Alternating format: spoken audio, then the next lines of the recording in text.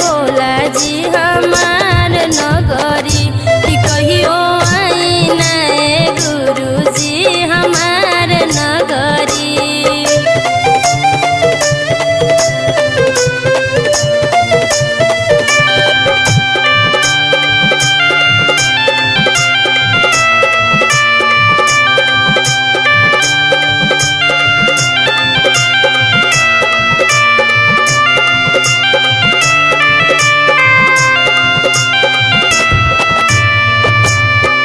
बेला चमेला औरी अढ़ौल के फूलवा, अढ़ौल के फूला